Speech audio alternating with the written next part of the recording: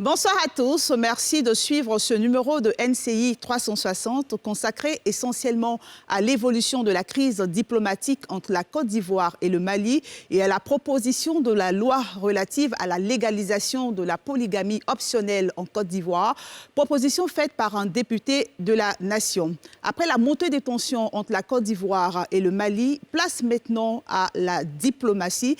Cette diplomatie sera-t-elle efficace? Nous abordons donc la question ce soir avec nos invités que j'ai le plaisir de présenter. Sylvain Nguesson, qui n'est plus à présenter sur ce plateau. Bonsoir. Bonsoir, madame. Merci d'être avec nous. Merci. André Sylvain Conan.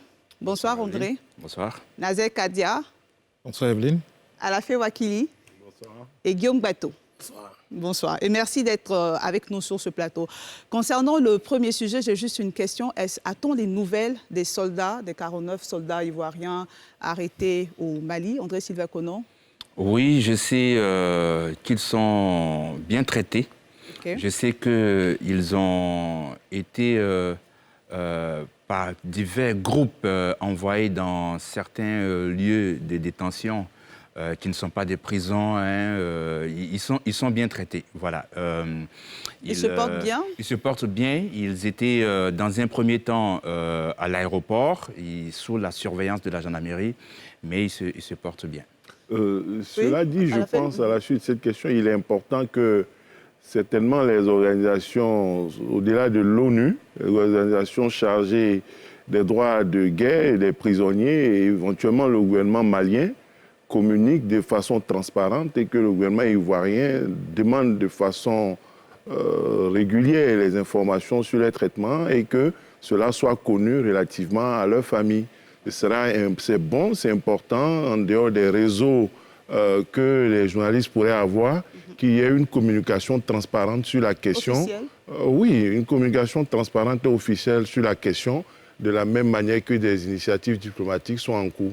D'accord, très bien. Alors, vous le savez, le président Alassane Ouattara a effectué une visite en Afrique du Sud et au cours de cette visite, il s'est prononcé sur cette crise diplomatique entre la Côte d'Ivoire et le Mali. Nous n'avons pas la vidéo, mais je veux juste citer ce qu'il a dit, une partie de son intervention. Il dit, vous dites de faire la transparence. Je pense que ce sont les Nations Unies qui doivent faire la transparence dans cette affaire. Et visiblement, ce soir, la transparence n'est pas toujours au rendez-vous, docteur Sylvain Nguesson. Oui, bon, si le président le dit, il le dit en connaissance de cause. Tout à fait. Bon, c'est quand même le premier des Ivoiriens. Il a accès à un certain nombre d'informations que nous autres, nous n'avons pas. Ceci dit, si on s'en tient à cette note qui circule ces derniers temps, qui aurait été signée par le système des Nations Unies, les 3 paragraphes semblent dire une chose et son contraire.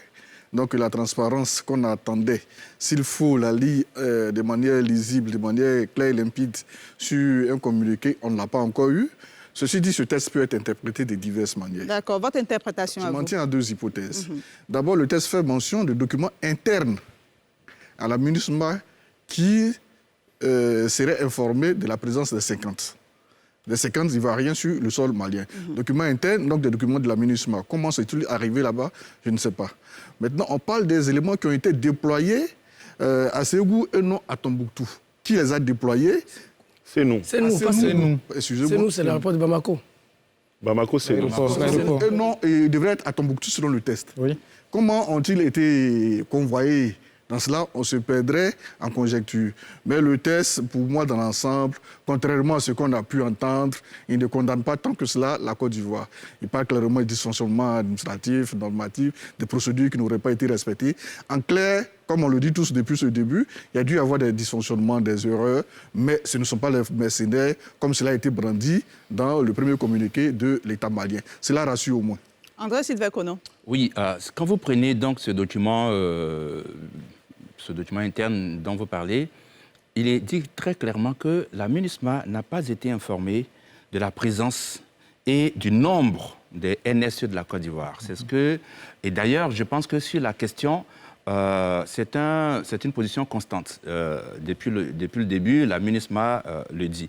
Mais quand vous regardez donc toujours dans ce document, il est clairement dit que cependant, en recoupant des documents internes, la MINUSMA estime que le détachement ivoirien s'élève à 50 hommes et femmes. Donc, il est très clair que pour la MINUSMA, ce ne sont pas des mercenaires. Là-dessus, c'est très clair et c'est ce qu'on dit de façon constante. Il est aussi très clair que ce sont des éléments NSE. Ma compréhension, c'est que quand vous lisez donc, ce document, on se rend compte que ce sont des NSE pour le compte de l'Allemagne. Et la MINUSMA dit que l'Allemagne ne l'a pas informé de cette présence. Et effectivement, il y a des dysfonctionnements, le test le dit, et on le dit aussi de façon constante depuis le début qu'il y a eu des dysfonctionnements et sans doute des erreurs administratives, mais cela n'autorise pas l'État malien à qualifier ces 49 soldats, 50 pour être plus précis, 50 selon pourquoi? Le communiqué. Oui, 50 parce qu'en fait, le chef de mission était détenteur d'un ordre de mission. Et donc, lui n'est pas concerné par l'arrestation des 49 autres. Voilà pourquoi est-ce qu'il y a une petite confusion avec le chiffre. Et donc, là-dessus, c'est très clair, ce ne sont pas des mercenaires, ce sont des soldats ivoiriens qui sont partis pour le compte de l'Allemagne, du contingent allemand, qui étaient au niveau de l'aéroport de Bamako. Donc, c'est nous, ils étaient au niveau de l'aéroport. Et malheureusement, il y a eu tous ces dysfonctionnements. Mais la MINUSMA elle-même est en cause. D'accord. Voilà, certainement qu'on en parlera. Tout à fait, on en parlera. Avant de donner la parole à Nazer Kadia, j'aimerais rappeler aux téléspectateurs que vous pouvez prendre part à ce débat. Il est ouvert. Vous avez jusqu'à appeler le numéro qui s'affiche maintenant à l'écran. Nazer Kadia. Oui, la note verbale de la MINUSMA, en réponse à la demande du Mali, vient à rajouter à la confusion qui est dans ce dossier. OK. Parce que la MINUSMA note que les Ivoiriens ont été déployés à Sénou et elle met entre guillemets pour assurer la sécurité de la base NSE allemande au lieu de Tombouctou où est basé le contingent ivoirien. Et donc, elle note aussi que des procédures n'ont pas été respectées. Donc ça, c'est le premier élément. Le deuxième élément, on a affirmé que le contingent ivoirien était parti en soutien au contingent allemand. Il existerait un contrat entre les Allemands et puis les Ivoiriens. Et la MINUSMA affirme n'avoir pas connaissance de ce contrat entre l'Allemand et des tiers pour la protection du contingent allemand. Et en dernière position, c'est-à-dire dans la deuxième page de cette note, la MINUSMA a été claire. La MINUSMA n'a pas été informée de la présence et du nombre de NSE de la Côte d'Ivoire. Et puis, je peux ajouter si vous... Bien sûr, vous pouvez. Allez-y. Il y a aussi une déclaration qu'on attribue à M. Farhan Haq, le porte-parole de l'ONU, qui affirmerait, comme je n'ai pas eu la source, donc je parle au conditionnel, qui affirmerait que les militaires ivoiriens ne font pas partie des éléments nationaux destinés au soutien des contingents de la MINUSMA. Et plus loin, il dit que l'ONU n'aurait jamais accepté... Oui. Il dit plus loin, il continue. Voilà, il continue et il dirait. Ouais, on est toujours non, il ne dirait pas, il dit. Il dit maintenant. D'accord, donc là, c'est vérifié. Non, je mets entre guillemets, si je mets entre guillemets, ça veut dire que... D'accord, poursuivez. Voilà. Donc, que l'ONU n'aurait jamais accepté au sein de la MINUSMA le type d'armes qui les accompagne. Quelle est la source de cette déclaration? Bon, si vous n'avez pas la source, c'est difficile d'en parler comme vous l'avez... Non, je mets ça entre guillemets. Non, c'est pour dire que il y a beaucoup de déclarations aujourd'hui qui en rajoutent à la confusion qu'il y a dans ce dossier. D'accord. Alafé Ouakili. Moi, je voudrais indiquer que dans le communiqué à boire et à manger, il nous est dit que le contingent allemand a 471. Non, 600 au total. Non, le nombre total de NSE, c'est 609, mais le contingent allemand seul a 471. C'est ça. Non. 471 et quelle nationalité? Le contingent allemand, c'est mis, je lis, chaque contingent, voilà, je vais vous lire le communiqué que j'ai. Chaque contingent a la responsabilité d'informer la MINUSMA tous les mois du nombre de ses éléments nationaux de soutien déployés. Et selon les déclarations des contingents au mois de juin 2022, le nombre total de NSE au Mali s'élève à 609, y compris 471 soutenant le contingent allemand.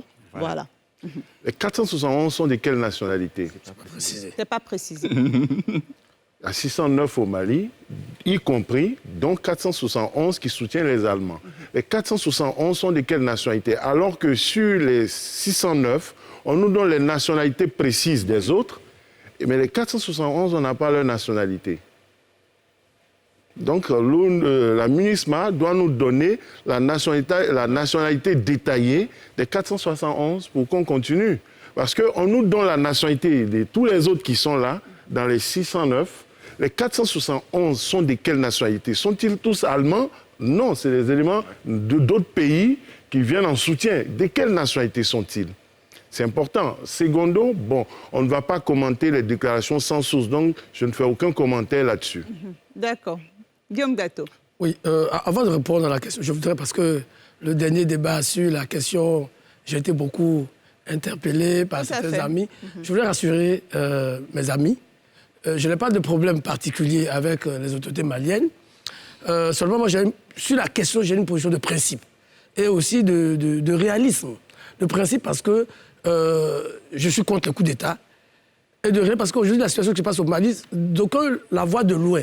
Or, malheureusement, le Mali est à nos portes. Et si les choses ne se passent pas bien, comme on semble le constater ces derniers temps, ça va forcément impacter la Côte d'Ivoire. Donc, je voulais vraiment rassurer mes amis sur la question. Je leur ai promis, je le fais. Deuxième chose, je pense que le plus important, et je crois que André et Sylvain l'ont dit, tous les documents, depuis la déclaration du gouvernement malien, tous les documents, tout ce qui a été dit, tend à établir formellement que ces soldats ne sont pas des mercenaires. Et je crois que c'est le plus essentiel. Okay. Le reste, ça devient des discussions qu'on peut... Parce que si c'est des fautes administratives, il y a deux options qui s'offrent au Mali. Soit elle demande aux autorités ivoiriennes, en rapport avec la MINUSMA, qui elle-même aussi a beaucoup de choses à se reprocher, parce que, vous disiez la note, la MINUSMA dit plusieurs fois qu'elles sont en train de faire des efforts pour essayer de corriger un certain nombre de dysfonctionnements pour ne plus que ça arrive. Ça veut dire que, y compris la MINUSMA, y compris peut-être nous-mêmes, y compris peut-être l'État malien, tout le monde a certainement commis des fautes. Donc, je disais qu'il y a deux options qui s'offrent aux autorités maliennes. Soit elles demandent de corriger, donc ensemble, on corrige ces dysfonctionnements pour ne plus qu'elles arrivent, ou bien elles ramènent nos soldats à la maison. Il n'y a pas à passer par quatre chemins. Donc, je crois qu'aujourd'hui, moi, je me réjouis de ce que tous les débats qui ont été faits depuis le 10 juillet, l'arrestation de nos soldats, on est arrivé formellement à la preuve que ce ne sont pas des mercenaires. L'État de Côte d'Ivoire n'a pas envoyé des mercenaires pour déstabiliser le régime malien.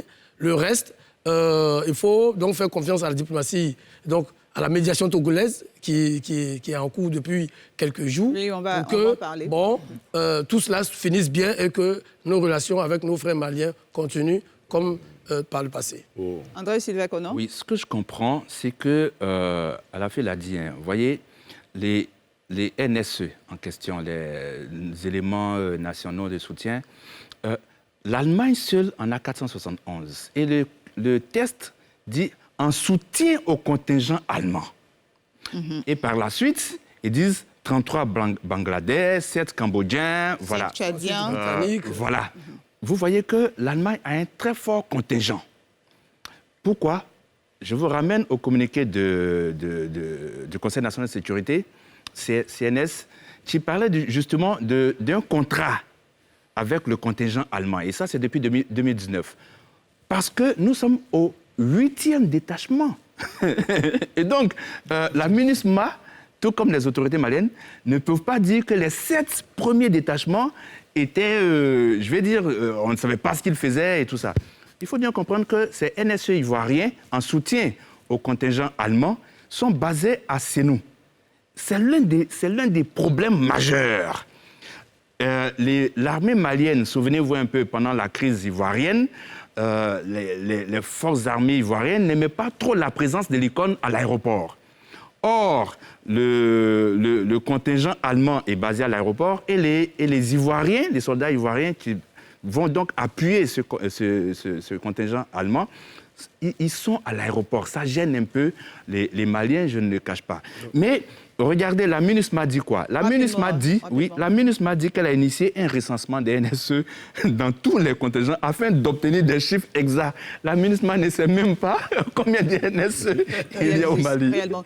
Avant, à la fin, j'allais rapidement donner la parole à un téléspectateur qui nous appelle de Daloa, M. Koné Amidou. Bonsoir.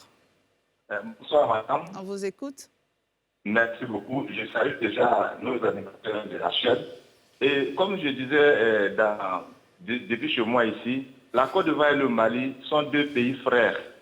Au début, on a pensé, on a fait des discours un peu difficiles. On dit que c'était des mercenaires. Mais à partir du moment où, après avoir entrecoupé nos différentes informations, on a vu maintenant que ce n'était pas ce qui était dit. Donc, à partir de cet instant-là, nous sommes dans la CEDEAO. Et c'est une CEDEAO aujourd'hui sociale, c'est une CEDEAO relationnelle. Donc, déjà, on devait mettre mal à terre et puis de manière diplomatique en Afrique, gérer ça rapidement, laisser passer et puis aider le Mali à aller à la paix, à aller aux élections pour que davantage nous continuions nos relations humaines africaines, surtout la CEDEAO. Voilà un peu mon intervention, parce que le Mali et la Côte d'Ivoire font un. Voilà mon point de vue. Merci pour votre avis. Je vais donner la parole à la juste pour dire, concernant justement la position de la MINUSMA, rappeler que quand même le Mali a expulsé le porte-parole de la MINUSMA pour une série de publications jugées tendancieuses. J'avais dit le contraire de ce qu'on voit aujourd'hui, donc il a été accusé d'avoir fait des allégations pas responsables. Moi, je veux indiquer qu'on peut revenir aux origines. André Silva a parlé de 2019. Mais avant 2019, il faut noter que ces 2 avions qui sont partis d'Abidjan, 2 avions, l'un contenant des armes, selon les conventions d'après la Côte d'Ivoire, l'autre, les militaires qui étaient les passagers. Les armes ont été déclarées. Les armes ne sont pas entrées au Mali de façon clandestine. Il fut un temps où l'on a voulu faire croire que c'est autre chose qui a été déclarée et que les Maliens auraient découvert que c'était des armes, alors que peut-être les gens disaient que c'était de la tomate ou bien je ne sais pas quoi. Les armes ont été déclarées. Il n'y a pas eu de clandestinité. Les armes ont été déclarées. Ça, c'est un élément à mettre au crédit de la Côte d'Ivoire. Ensuite, il y a bien des manifestes. Les armes ont été déclarées pour être sorties, pour être dédouanées, pour être contrôlées par les autorités maliennes, à ce que je sache. À ce jour, il n'y a pas eu d'informations contraires sur la question. Maintenant, les avions entrent au Mali, les avions sont déclarés, les passagers sont déclarés. Personne n'a tenté de cacher leur identité, même si par précaution des professions autres sont indiquées sur des passeports. Mais il a été indiqué, les éléments sont arrivés, malgré les désignations qui sont sur le passeport, pour dire nous sommes des militaires ivoiriens, nous sommes venus pour telle mission. Nous voulons que des cachets soient sur nos passeports, nous partons pour nous faire enregistrer et avoir les badges ONUCI. Il n'y a pas eu de clandestinité, il n'y a pas eu de mensonge, il n'y a pas eu tentative de dissimulation qui aurait pu être mis au désavantage de la Côte d'Ivoire dans cette opération-là. Et je crois que c'est un élément qui est important par rapport à d'autres erreurs qu'il y a pu y avoir que les uns et les autres veulent évoquer. Nazaire Kadia et ensuite Guillaume Gato. Oui, moi je me pose bien de questions. Parce que au-delà de nos certitudes, au-delà de nos émotions et surtout de nos états d'âme, les seuls éléments dont nous disposons pour juger la situation, c'est les 2 communiqués produits par le gouvernement malien et le gouvernement ivoirien. Mais quand on lit les 2 communiqués, vraiment, ça conduit à de nombreuses interrogations. Laquelle? Le gouvernement malien affirme que les autorités ivoiriennes de haut niveau, des autorités ivoiriennes de haut niveau, avaient été saisies à l'effet de savoir ce qu'il en est de la présence des militaires ivoiriens sur le sol malien. Et ces autorités auraient dit ne pas savoir de quoi il s'agit. Est-ce que c'est vrai? Est-ce que c'est faux? Ensuite, concernant les passeports, il paraît que pour les militaires d'une certaine catégorie, il ne faut pas mettre qu'ils sont militaires. Mais quand on se met du côté du Mali, quand on se met à la place du Mali, est-ce qu'on accepterait d'avoir sur son territoire des militaires qui sont déclarés être des menuisiers, des pompiers. Est-ce que la question, justement, est à ce niveau aujourd'hui, à partir du moment où la Côte d'Ivoire clarifie pour dire... Mais justement, c'est-à-dire que quand on parle, il faut aussi se mettre du côté, à la place du Mali. Parce que le Mali est dans une situation sécuritaire précaire. Et donc, le Mali ne peut pas négliger le moindre détail qui pourrait lui faire mal. Parce que, admettons un seul instant, que ces militaires qui sont déclarés faire autre chose arrivent au Mali, ils rentrent, ils se déshabillent, s'il vous plaît. Ils se déshabillent et ils font dans la nature. Qu'est-ce qui adviendrait? D'accord. Guillaume Gato. Oui, ils peuvent s'adonner moi, je pense que à une guérilla. On aurait pu leur profession. On peut continuer le débat. S'il vous plaît, Guillaume a la parole. On peut continuer le débat plusieurs jours. Mais je crois que le point central, c'est est-ce que oui ou non, ce sont des mercenaires. Je crois qu'aujourd'hui, 2 semaines après, nous sommes tous convaincus, y compris les autorités maliennes elles-mêmes, que ce ne sont pas des mercenaires. Parce que déjà, même il y a quelques jours déjà, le courrier du procureur général de la Cour d'appel de Bamako qui annonçait vouloir juger nos militaires, parlait maintenant de militaires ivoiriens, déjà à cette époque. Il ne parlait plus de mercenaires. Et puis, la diplomatie, on a vu le ministre des Affaires étrangères togolais faire le va-et-vient entre Bamako et Abidjan.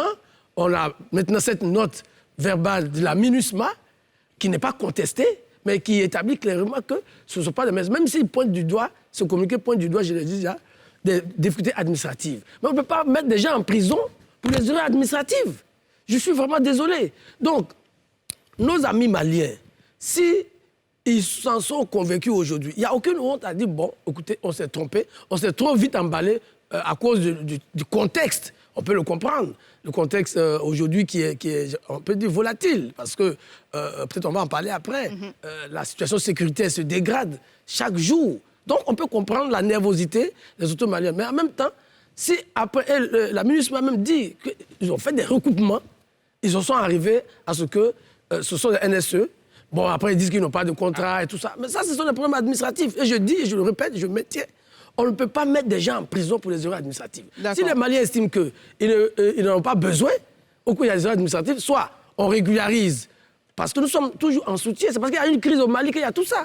Mais sinon, s'ils estiment qu'ils n'ont pas besoin de... Bon, ils les ramènent à la maison. Merci. Tout le monde est tranquille. Merci Guillaume Gato. Il y a un téléspectateur en ligne, Kader, qui nous appelle de Bondiali. Bonsoir, monsieur. Bonsoir, madame. On vous écoute. Oui, je voudrais dire que, d'abord, il y a que le Mali a un problème déjà par les sanctions de la CEDEAO qui les énervait déjà contre les autres pays de la CEDEAO. Et c'est ça qui justifie réellement ce problème. Sinon, en réalité, il y a la libre circulation des personnes et des biens entre la Côte d'Ivoire et tous les pays de la CEDEAO.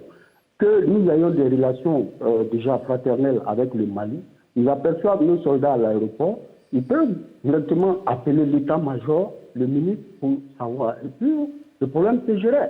Mais si vous voyez qu'ils sont allés dans ce sens, il y a une recherche de populisme de ce gouvernement-là qui est incontestable, même au sein de la classe politique malienne aujourd'hui. Et ils savent tous que les Maliens recherchent, les dirigeants maliens recherchent une sorte de populisme à travers tous les petits incidents qu'ils pourraient avoir. Et aujourd'hui, ils sont en train de pas emmerder la Côte d'Ivoire seule, d'essayer de rompre avec toute la CEDEAO, toute la MINUSMA. C'est leur souhait aujourd'hui de faire partie de la MINUSMA parce qu'ils veulent profiter d'un incident ou de plusieurs incidents pour avoir leur indépendance en vue de confisquer le pouvoir. Voilà mon point de vue sur cette question. Sinon, il y a rien d'autre d'anormal entre deux pays frères.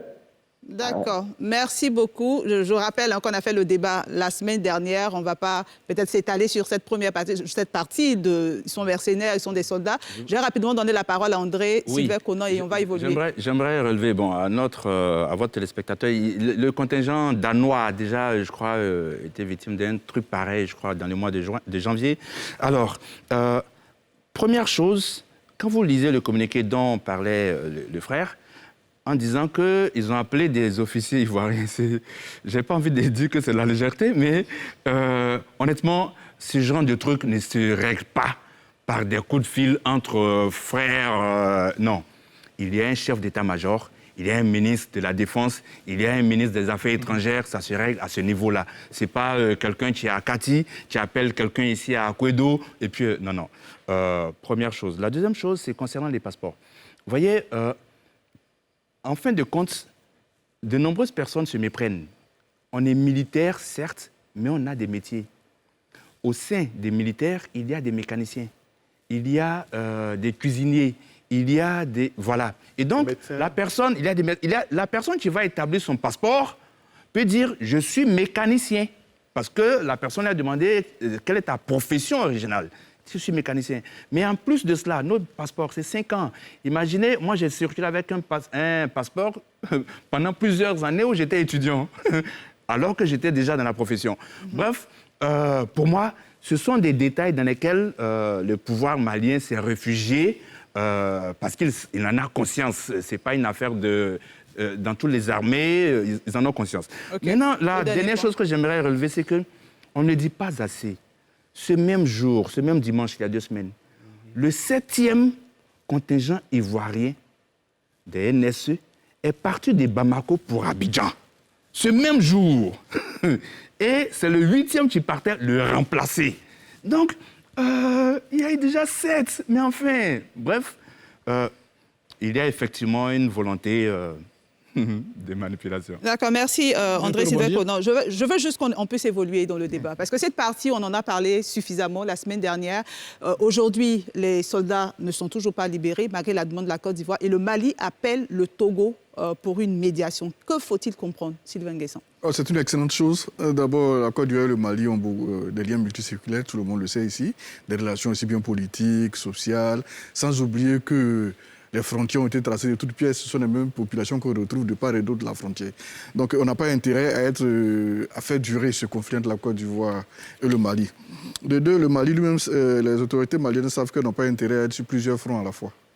On ne peut pas être en train de combattre le terrorisme avec toutes ces difficultés, créer une guerre de toutes pièces avec la Côte d'Ivoire, la crise économique généralisée, n'ont pas intérêt à tout ça. Donc c'est une bonne chose que les autorités maliennes aient choisi d'opter pour la voie diplomatique. Ça permet même également au pouvoir malien de sortir par la grande porte.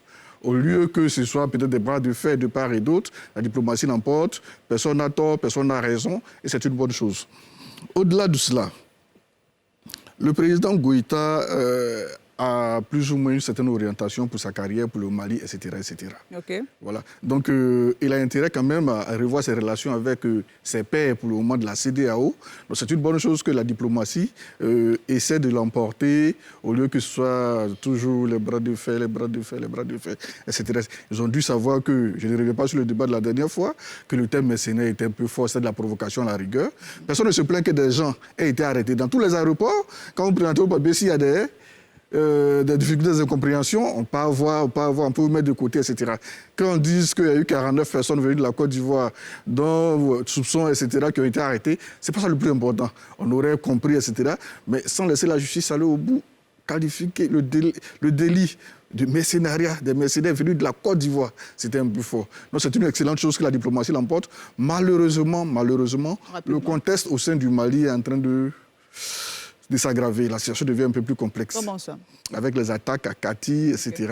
Il faut craindre que cette diplomatie-là soit retardée à cause des urgences au sein de Bamako. Aujourd'hui, la priorité pour les autorités dans ce contexte-là, c'est quoi? Est-ce que c'est de se concentrer sur la médiation togolaise? Est-ce que c'est de chercher à expulser les terroristes du Grand Bamako maintenant? Parce qu'ils étaient hors de Bamako. Maintenant, ils sont dans les 267 km² les plus sécurisés. Donc, il faut craindre que la situation à l'interne ait des incidences. Je le souhaite, heureusement, André l'a dit, ils sont dans des lieux sécurisés, parce qu'on peut se retrouver au mauvais endroit, au mauvais moment. Il peut y avoir une attaque quelque part, sans avoir ciblé forcément les Ivoiriens qui s'y trouvent, et puis, on ne le souhaite pas, ça peut arriver. Donc c'est bon si les Ivoiriens sont en sécurité, comme vous le dites, que la diplomatie l'emporte le plus tôt possible, et que tous ces pays se mettent ensemble pour combattre les terroristes qui mettent vraiment à mal le Mali. Nadia Kadia? Oui, je pense que la diplomatie qui a commencé ira très loin. Et pour le Mali, et pour la Côte d'Ivoire. Parce qu'au-delà de divergences que nous avons, il faut savoir que le Mali, la position du Mali, quand vous regardez la carte, le Mali est dans une certaine mesure, le Burkina Faso, représente la digue qui empêche les terroristes de se déverser chez nous. Dès l'instant où le Mali s'effondre, où le Burkina s'effondre et que les djihadistes prennent le pouvoir, ils vont sans dire que nous allons sentir les effets de ces djihadistes. On a eu des attaques les 14 et 15 juillet dernier, si ma mémoire est bonne, au Togo. En décembre 2021 et en juin 2022, il y a eu des attaques au Bénin. Il y a eu des incursions qui sont faites chez nous en Côte d'Ivoire, au nord du pays, sans oublier Bassam. Donc ça veut dire que nous n'avons pas intérêt à ce que le Mali sombre. Alors si nous n'avons pas la possibilité d'aider le Mali réellement en nous engageant sur le théâtre des opérations, vraiment, il ne faudrait pas l'embrouiller en guillemets. Nous avons 650 soldats. Mais ils ne sont pas sur le terrain. Ils sont sur le terrain, mais ils se sont engagés aux côtés des FAMA. Est-ce qu'ils sont bleus ivoiriens sont morts au combat? On va se comprendre. informations. Voilà. Ils ne sont pas engagés aux côtés des FAMA. Si, bien entendu. Non. Ils ne sont pas engagés aux côtés des FAMA. Ils sont où alors? Ils font l'interposition. D'accord, on va évoluer. Guillaume Bateau et ensuite. S'il vous plaît, Sylvain Lajac. Je pense qu'il faut encourager la diplomatie togolaise. Et le simple fait que ce soit même les autorités maliennes qui aient commencé à parler avec les autorités togolaises est la preuve qu'elles-mêmes comprennent que, je l'ai dit ici, la seule, parler comme quelqu'un, le seul issue, la seule possibilité qui s'offre à nos deux pays pour sortir de cette crise, c'est la diplomatie. Et je dis, il faut espérer, comme l'a dit Sylvain, que les choses aillent vite. Parce que vraiment, il n'y a plus rien à voir. La situation est clarifiée, ce ne sont pas des mercenaires, il y a des erreurs administratives, y compris en interne au niveau de la MINUSMA, y compris certainement avec le contingent allemand, qui, vous voyez qu'il y a le plus gros lot de contingents NSE, ça veut dire qu'il gère beaucoup, certainement beaucoup de nationalités. Parce que quand on va regarder de près, sur les 471, on va se retrouver peut-être avec plusieurs nationalités à l'intérieur.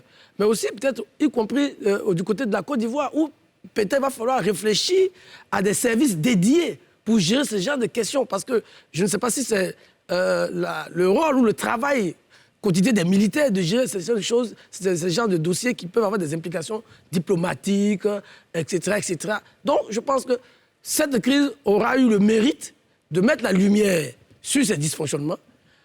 Profitons-en pour les régler, pour éviter que d'autres pays soient pris dans le piège de ces dysfonctionnements-là, pour éviter aussi que nous avons des soldats au Mali, et contrairement à ce que dit Kadia, ils sont vraiment engagés aux côtés des FAMA, aux côtés de toutes les autres forces qui se battent contre le terrorisme au Mali.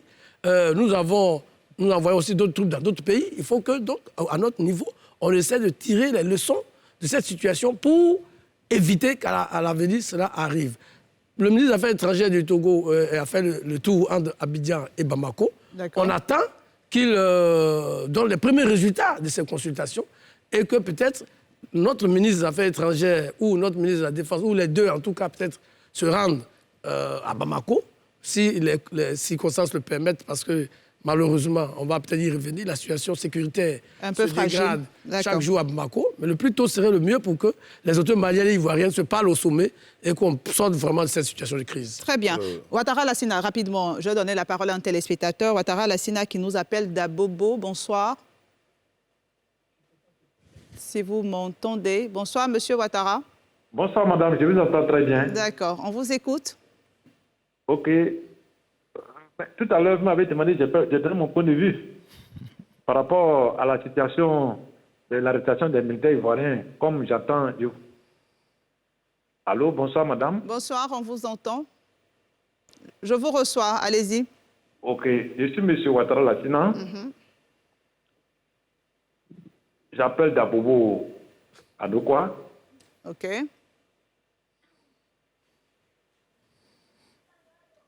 On a visiblement un problème de connexion. On a un problème technique. Monsieur Ouattara, si vous m'entendez, essayez de nous joindre à nouveau. Je vais donner la parole à la fée sur la question de la diplomatie, mais certains Ivoiriens se demandent qu'est-ce qui empêche le Mali à ce stade, à ce jour, de libérer les soldats ivoiriens. Bon, seules les autorités maliennes pourraient le dire. Mais ce que je veux noter, c'est que tout devait commencer par la diplomatie, justement. Parce qu'on était engagé dans une nouvelle dynamique, une dynamique positive marquée par la fin des sanctions CEDEAO-UEMOA. Donc l'environnement était en train de s'améliorer. La CEDEAO est en train d'harmoniser ses relations avec Bamako. Et coup de théâtre avec cette affaire qui n'a pas su s'engager dans la dynamique qui venait de démarrer avec cette nouvelle situation.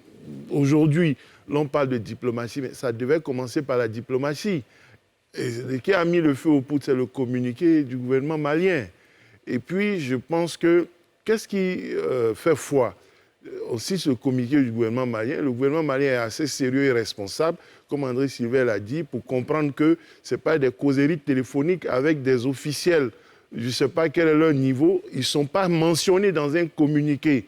Il faut dire, nous avons eu un entretien avec tel, et puis aussi si les États se géraient comme ça, Abidjan aussi allait dire, on a eu telle personnalité à Bamako, ils sont désolés du comportement des autorités, parce que ce qu'ils nous ont dit en off n'est pas ce qui est écrit dans le communiqué. Donc, les États ne se gèrent pas comme ça pour donner des conversations téléphoniques dans un communiqué. Il faut citer l'autorité ivoirienne qui aurait fait des allégations, qui aurait dit telle ou telle chose, et puis des réponses seront apportées. On ne peut pas accorder un crédit à des offres lorsque le IN, l'État de Côte d'Ivoire, endosse une position. On ne peut pas lui opposer des positions off the record. Voilà. André-Sylvain Conon, sur la question de la diplomatie. Oui, elle est bonne. Il faut insister que c'est à l'initiative des autorités maliennes, alors que ça aurait dû être le contraire. Donc, c'est justement un indicateur de ce qu'il y a une volonté de porte de sortie, honorable du moins, comme Sylvain Guessan le relevait. Alors, ce que moi je vois, je pense que le Mali a plus besoin de tourner cette page. Très sérieusement, vous voyez, depuis plusieurs années, le camp de Kati est un sanctuaire. Mais le camp de Kati a été attaqué par, et comme le communiqué du gouvernement lui-même le dit, par une attaque par un réseau djihadiste. C'est-à-dire que c'était des kamikazes qui ont réussi à pénétrer le camp, aller jusque là où se trouve le carburant. C'est assez grave. En moins de 10 jours, c'est la 3e attaque qui vise des positions de l'armée malienne au sein du Grand Bamako, on va dire cela comme ça, comme Sylvain le disait, dans la région de Bamako. Okay. C'est exclusif. Le Mali fait face à une réelle menace et n'a pas besoin de ces choses. Donc, effectivement, moi j'adhère à ce que Bato a dit. Il faudrait que la diplomatie togolaise s'active assez rapidement pour qu'on tourne la page à cette affaire et que le Mali aussi dise très clairement s'il a besoin encore des soldats ivoiriens, africains, européens, en tout cas étrangers sur son sol. Moi, à titre personnel, je milite pour que, y compris les casques bleus, parce que rappelez-vous, il y a 4 casques bleus qui sont morts, qui ont été tués au combat en 2018 et récemment encore un casque bleu malien, un casque bleu ivoirien est mort, a versé son sang au Mali. Donc, que le Mali dise très clairement, en profitant donc de cette affaire, pour dire, écoutez, on n'a plus besoin de vous et dans ce cas-là, nos soldats rentreraient tous. Bonsoir Traoré Daouda, vous nous appelez d'où? Bonsoir. Grand Bassam. De Grand Bassam. Quel est votre avis? Ouais. Je viens de parler de mon avis tout à l'heure. J'ai dit, c'est au niveau du Mali, là, comme je vous ai dit, nous sommes 2 pays frères. Actuellement, la conclusion, c'est qu'on reconnaît que ce ne sont pas des mercenaires. Ils ont des familles derrière eux ici. On ne sait pas pourquoi on les détient jusqu'à maintenant. Hein? C'est là la conclusion. Le reste, on va la débattre après. Il faudrait qu'on les détient parce qu'ils ont des familles derrière eux. Le Mali, c'est un pays frère. Nous avons collaboré ici. La Côte d'Ivoire est attaquée. Côte d'Ivoire, nos vaillants militaires ont fait leur travail. Aujourd'hui, ils savaient que si le Mali veut qu'on les soutienne, il ne faudrait pas qu'ils prennent nos soldats comme monnaie d'échange. Il y a des intellectuels qui s'attellent là. Mais moi, je remercie un peu tout le monde, les Ivoiriens en gros. Mais ça, il y a des pouvoirs passés. Mais ça, ils ne vont pas le répéter à 2 reprises. Parce que souvent, il faut aller à ce rythme avec eux. Je crois que c'est une manière de faire un échange avec nos soldats. Merci. Merci beaucoup. Nazer Kadia, qui vous souhaitait réagir au propos à la FE, pour dire qu'il y a eu récemment une conférence de presse du Premier ministre malien, Choguel Kokala Maïga, qui a répondu aux questions d'Alafé. Il a bien précisé que le ministre de la Défense du Mali a appelé son homologue ivoirien, qui a dit ne pas être au courant. Le chef d'état-major des FAMA a appelé celui des FACI, qui dit ne pas être au courant. Le directeur des renseignements du Mali a appelé son homologue ivoirien, qui dit ne pas être au courant. Ensuite, in fine, le colonel Goïta aurait appelé le président de la République qui a dit prendre acte. Donc, c'est dire que bon, on peut voir la conférence de presse de Choguel Maïga. Qu'est-ce que cela veut dire? Cela veut dire qu'il y a quand même eu des échanges, il y a eu des tentatives de rapprochement pour écouter. Mais ce qu'on doit retenir aujourd'hui, la situation qui arrive au Mali, ce n'est pas que les Maliens vont baisser les bras ou bien ils ont baissé les bras. Le Mali fait face à une guerre asymétrique, une guerre atypique. Ce n'est pas une guerre entre deux armées conventionnelles avec des combats de mouvement ou des combats de tranchées. L'ennemi peut frapper à tout moment et peut choisir une cible civile ou une cible militaire. Maintenant, ce dont on doit tenir compte, c'est la réaction ou bien la réactivité de l'armée malienne. Et jusque-là, l'armée malienne a pu répondre correctement et a pu endiguer ce qui s'est passé. Sylvain Nguessan. Je crois qu'à un certain niveau, quand même, il faut utiliser l'esprit critique. Voilà, on n'a plus 17 ans, on n'a plus 16 ans. Essayons de lire entre les lignes, d'appréhender les choses comme cela se doit. Excusez-moi de le dire de cette façon-là. Le président Ouattara que nous connaissons, on peut lui attribuer tous les péchés d'Israël, mais ce n'est pas un irresponsable que M. Koïta va appeler. Je prends acte. Ce n'est pas le signe. Là aussi, c'est des spéculations. Laissez-le terminer. Des spéculations. Laissez-le terminer. Le ministre de la Défense, on peut ne pas l'aimer, on peut dire tout ce qu'on veut sur lui, mais ce n'est pas ce genre de pays. Le chef d'état-major d'un pays, la Côte d'Ivoire quand même. La diplomatie ivoirienne ne fonctionne pas comme ça.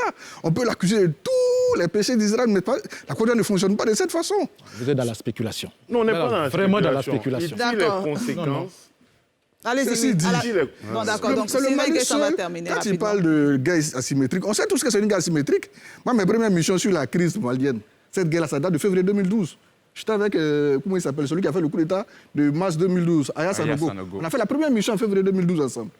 On a fait tout ce qu'il... Enfin, on a apporté notre modeste contribution. C'est le Mali seul, ou du moins c'est les autorités maliennes seules, qui ne savent pas qu'à elles seules, elles ne peuvent pas vaincre le terrorisme. Vous avez 1 200 000 km², dont 267 km² étaient jusque-là sécurisés.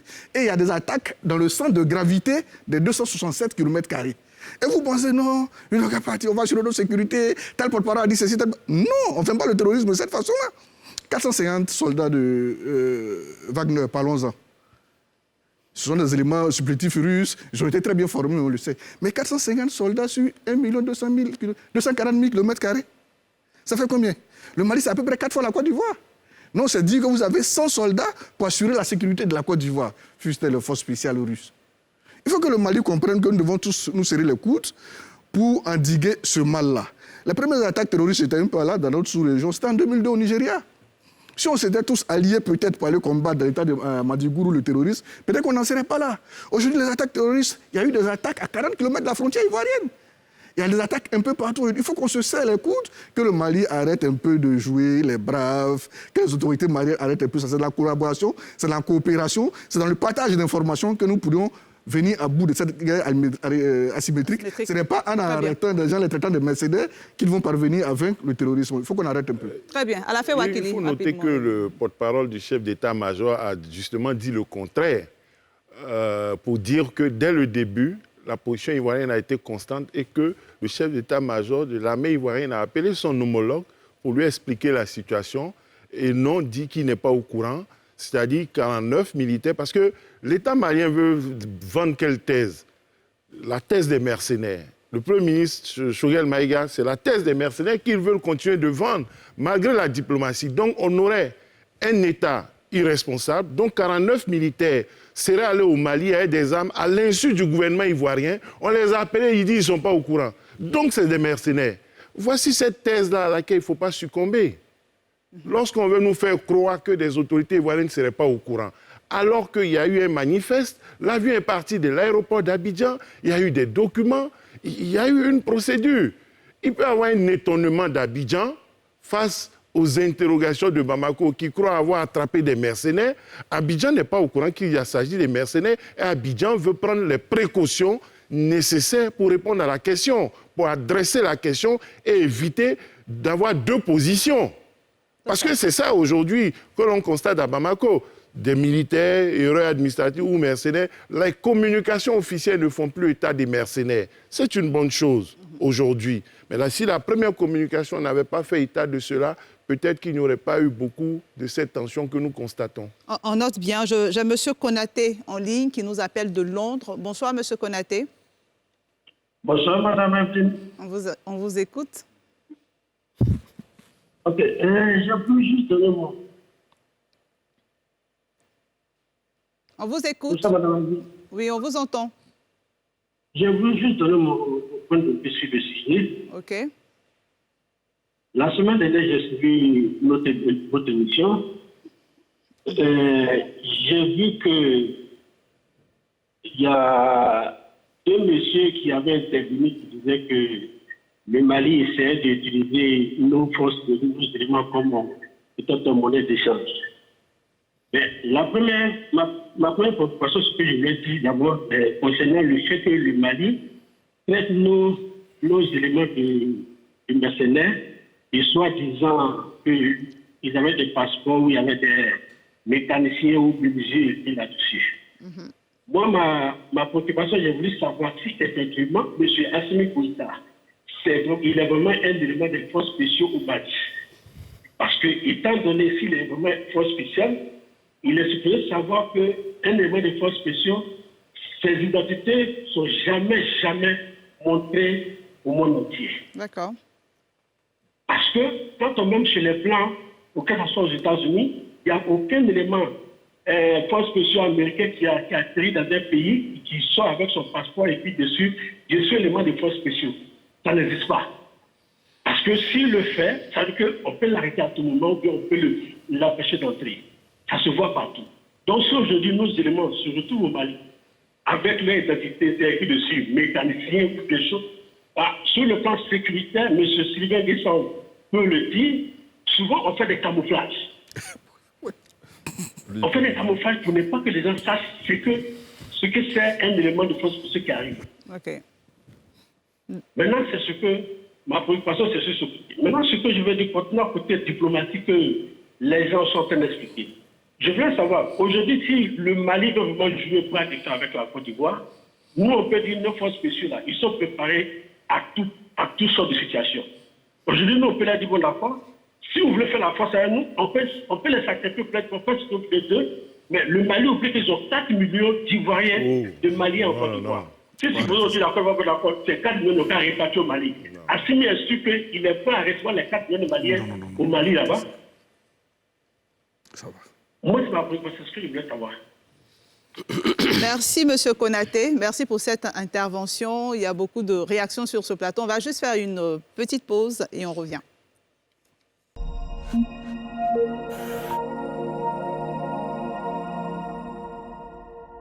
Plateau de NCI 360, Côte d'Ivoire, Mali, après les tumultes, place à la diplomatie, c'est le thème que nous abordons en première partie d'émission. Guillaume Bateau souhaitait réagir aux propos du téléspectateur qu'on avait en ligne tout à l'heure. Oui, bon. Ensuite, André Silva Kono. Je comprends un peu les aspirations de certains de nos compatriotes, mais je crois qu'il faut qu'on reste vraiment zen. Je crois que ce qui aurait été difficile, c'est si de part et d'autre, on n'arrivait pas à déterminer vraiment la qualité, à nous mettre d'accord sur la qualité de nos soldats. Aujourd'hui, il est établi, on l'a déjà dit, que ce ne sont pas des mercenaires. À partir de ce moment, déjà, on a la chance d'avoir la diplomatie togolaise. Le président Faure s'est engagé au plus haut niveau. Il y a des discussions. Il faut que nos concitoyens, nos compatriotes gardent leur calme. Et nos frères maliens, je le dis ici aussi, n'ont rien à voir avec ce qui se passe. Je crois qu'il y a dû avoir un coup de sang au niveau de certaines autorités maliennes qui ont voulu peut-être tordre le bras un peu à la Côte d'Ivoire, tordre le bras un peu aux grands frères, mais je pense que les choses vont se régler. Kadia parlait du Premier ministre malien. Je ne vais pas revenir dessus. Après, on dira, ah oui, Guillaume ne cède pas les autorités maliennes. Mais aujourd'hui, la réalité, c'est qu'au Mali, beaucoup de partis politiques, beaucoup d'associations, la société civile appellent à sa démission. On voit que le Premier ministre malien, il cristallise sur lui aujourd'hui beaucoup de contestations en interne. Donc, ce n'est pas des gens qui seraient aussi crédibles qu'on peut le faire croire. Voilà. Donc, je pense que... Ce sont des autorités d'un pays. Oui, je dis, même à l'intérieur, ses propres concitoyens, j'ai vu passer il y a quelques jours une déclaration de l'ADEMA, qui est l'ancien parti au pouvoir, l'ancien parti du président Konaré, plusieurs partis politiques qui ont demandé sa démission parce qu'il a tenu des propos, y compris sur ses concitoyens, il a parlé même de force du mal à l'intérieur du Mali. Donc, le président malien n'est pas à cette déclaration, je dirais, tendancieuse près. Donc, nos autorités ont communiqué les Maliens ont été les premiers à prendre l'initiative de la communication. Le gouvernement ivoirien a réagi. La MINUSMA, la diplomatie togolaise, tout le monde se met en branle aujourd'hui. Tenons-nous-en à cela et souhaitons vraiment que les choses aillent vite pour que, comme l'a dit Sylvain, que les autorités maliennes comprennent qu'elles ont besoin de toute l'Afrique d'abord, mais toute la communauté internationale pour faire face au djihadisme. Parce que ce qui se passe aujourd'hui, si l'État malien s'effondre, ce serait dramatique pour nous tous. Donc on leur demande pardon, qu'ils se calment pour qu'on puisse... Parce qu'on ne le fait pas pour les beaux yeux des autorités maliennes, on le fait aussi pour notre propre sécurité. On note bien, voilà. On note bien. André Silva Kono. Oui, moi, à titre personnel, je salue vraiment la communication des autorités ivoiriennes. Quoique, je pense que au niveau de la communication, il devrait avoir quelque chose devrait être fait autrement. Mais les autorités ivoiriennes, voyez-vous, ont seulement produit ce communiqué du Conseil national de la sécurité. Un communiqué visiblement très responsable, qui n'en a pas rajouté. Parce qu'on aurait pu partir d'escalade en escalade. Et ça, il faut vraiment saluer cela. Le président Ouattara, dernièrement aux États-Unis, est aussi... En Afrique du Sud, en Afrique du Sud, n'a pas mis comment vous dites ça, l'huile sur le feu. Ça, c'est très responsable parce que ça aurait pu aller en vrille si les autorités ivoiriennes suivaient la communication orientée de la junte militaire à Bamako. Mais je pense qu'aujourd'hui, en dehors de ce qu'il faut bien comprendre, en ligne de mire, c'est la présidentielle. Le Premier ministre Choguel Maïga, il est visiblement candidat. Il a déclaré dans des thèmes assez clairs, qui ont été d'ailleurs, comme Bateau le disait, non, il n'est pas interdit qu'il se présente. Et donc, c'est la présidentielle.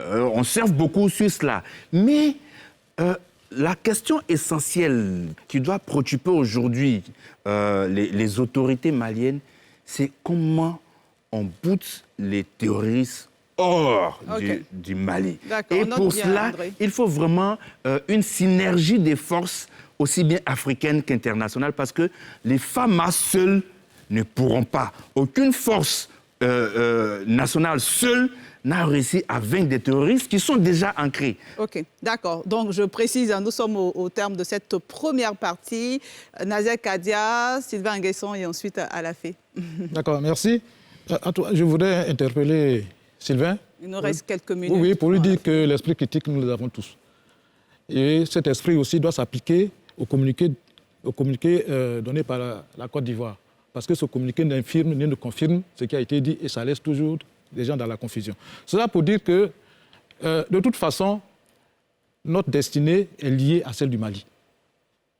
Aujourd'hui, si le Mali, qui a pratiquement 50% de son territoire hors de son contrôle, le Burkina, qui a 40% de son territoire hors de son contrôle, si ces deux pays-là s'effondrent, il n'y a pas de raison que nous ne subissions pas l'assaut des rodéos motorisés des djihadistes.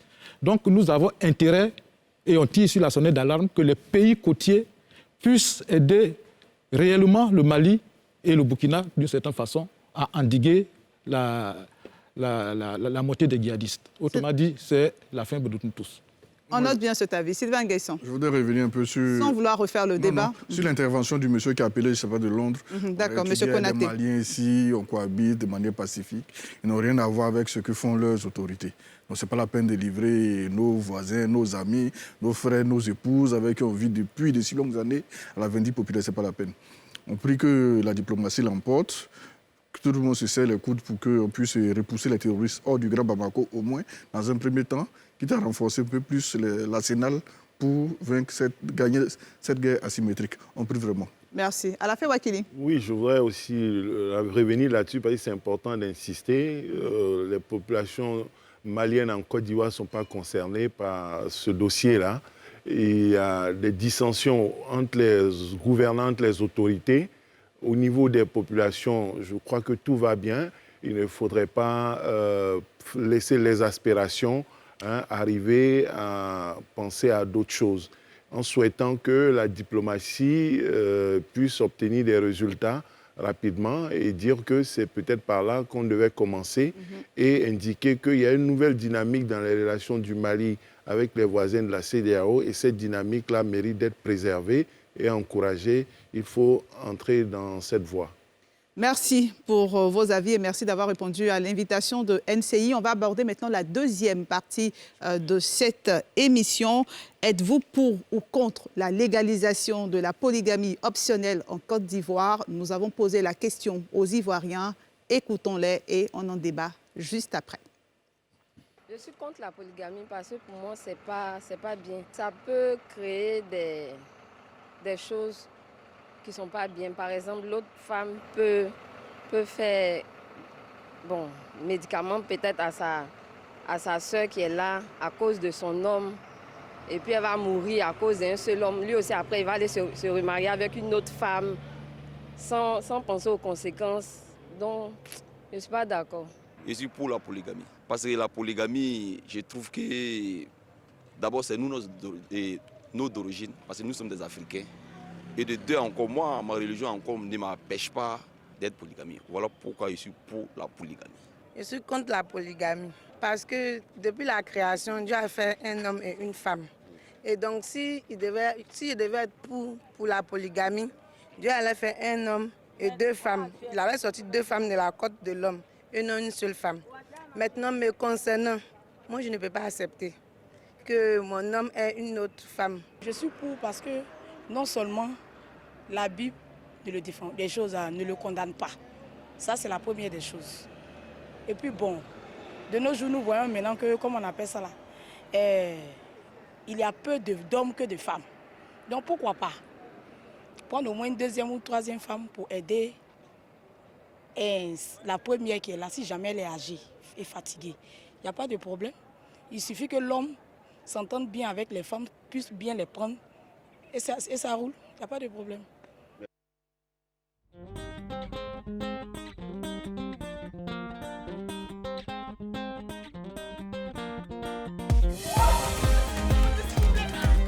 Fadoul, le plan a démarré. Le fiancé blanc a débarqué hier. C'est bon. Je n'aimerais pas que tu joues un double jeu avec elle. Mes chers amis, il ne faudrait pas qu'on se loupe sur ce coup. Je suis sûr que ton histoire va marcher. Parce que ça fait quand même un bon bout de temps que ce clown devait m'appeler et jusque-là, rien. Désolé pour le retard. J'ai dû m'arrêter à la boutique avant. Alors, quelles sont les nouvelles? Pardon, je te présente Maître Ethan Boigny, avocat et fiancé de Gina. Le prêt que vous avez demandé à la direction là, vous ne l'aurez pas. Il n'y a rien là-bas.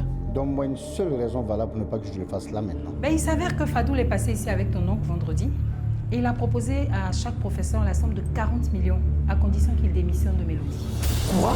Mike, cette fois-ci, Fadoul a dépassé les bornes et j'espère pour toi que tu vas rester en dehors de tout ça. Tu es prévenu. Je suis désolé mon gars, je ne peux pas rester en dehors de ça. Mélodie, tous les mardis à 20h30 sur NCI, la nouvelle chaîne ivoirienne.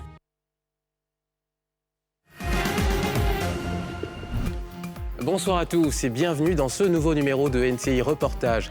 Nous serons à Korogo, à la rencontre d'éleveurs de bœuf en Côte d'Ivoire. Le pays ne produit que 30% des besoins de sa population. Ils nous partagent les difficultés auxquelles ils font face et leur rêve de voir la production locale se développer. Ce soir, on s'intéresse aux sourds et aux malentendants. Ils sont plus de 100 000 en Côte d'Ivoire. Pour communiquer, ils apprennent la langue des signes, une langue essentielle à leur inclusion. Retrouvez Pierre Pro et Mélina Makissi tous les dimanches à 18h30 dans NCI Reportage sur NCI, la nouvelle chaîne ivoirienne.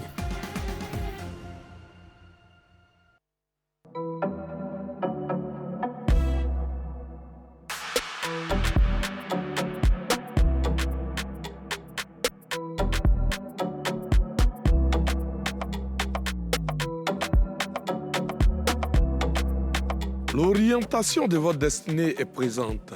Vous êtes dans les hommes d'ici. Les hommes d'ici, tous les vendredis à 13h05 sur NCI, la nouvelle chaîne ivoirienne.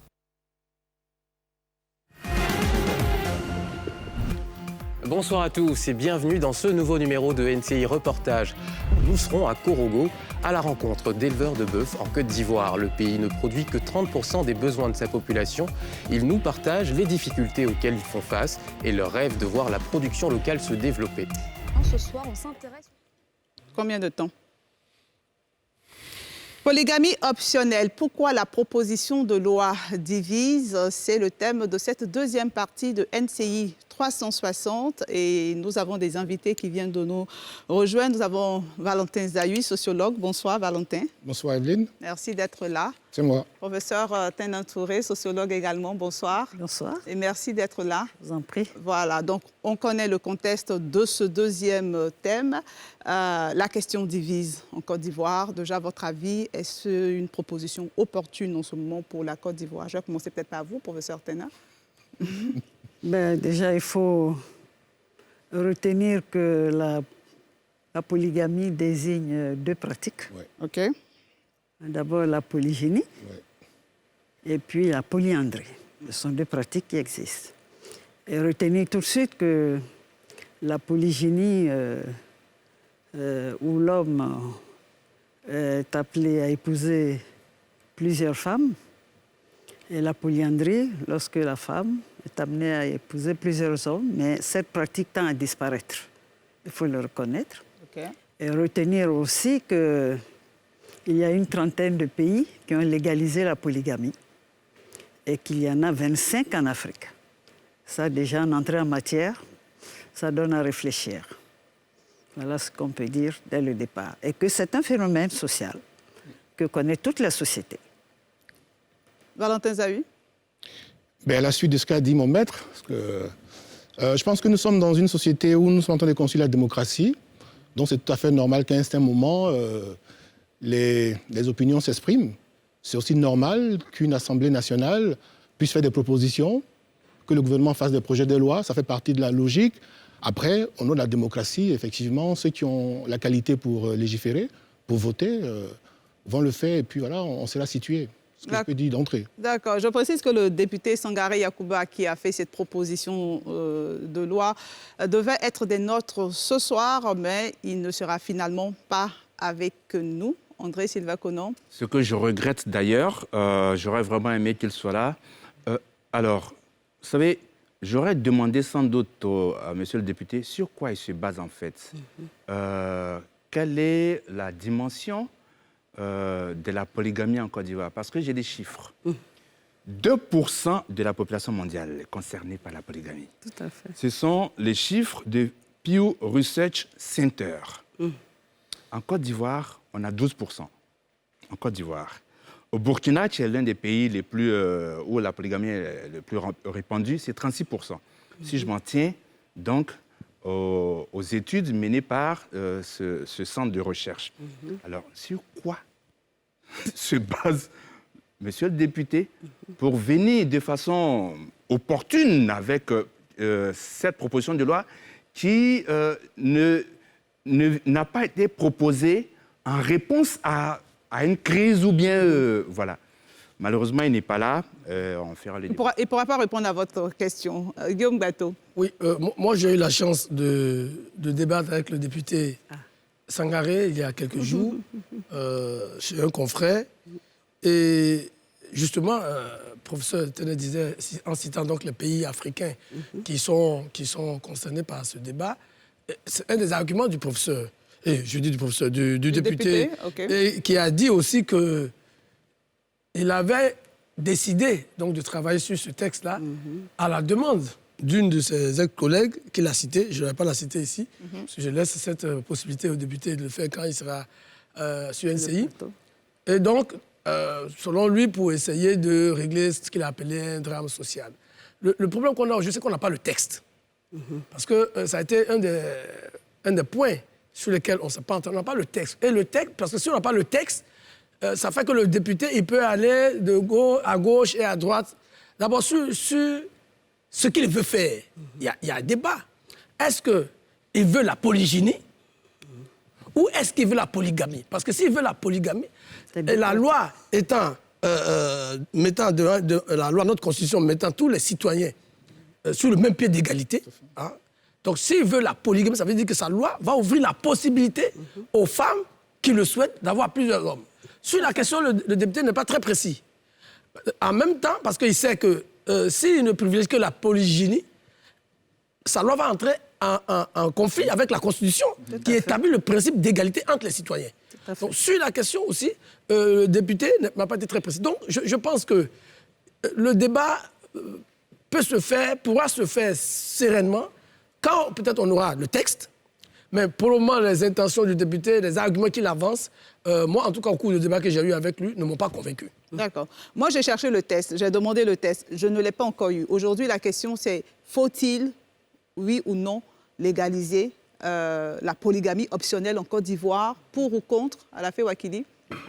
Nous avons eu l'opportunité d'interviewer à l'intelligence d'Abidjan le député. Il a été assez précis sur la question pendant 50 minutes et ainsi que sur d'autres plateaux, il a eu à s'exprimer.